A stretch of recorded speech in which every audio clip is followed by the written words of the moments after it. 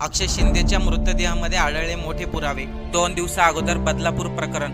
24 वर्षीय अक्षय शिंदे याचा पोलिसांनी एन्काउंटर केला, परंतु एन्काउंटर झाला त्या प्रकरणी आता कोर्टामध्ये पोलिसांवरती अनेक प्रश्नचिन्ह उपस्थित केले जात आहे। न्यायमूर्ती पृथ्वीराज चव्हाण यांनी पोलिसांना विचारले, अक्षय शिंदेच्या हातामध्ये बेड्या होत्या, तोंडावरती कापड होते, मग अक्षय शिंदेंनी रिव्हॉल्वर कस काय हिसकवली?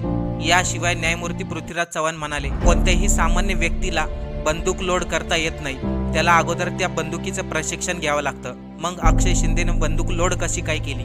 या सर्व प्रश्नांचे उत्तर मात्र पोलिसांना देता आलेच नाही। पोलिसांनी सांगितलं की झटापटीमध्ये अक्षय शिंदे याच्या हातातून रिव्हॉल्वर लोड झाली। यावरती न्यायमूर्ती पृथ्वीराज चव्हाण चांगलेच भडकले।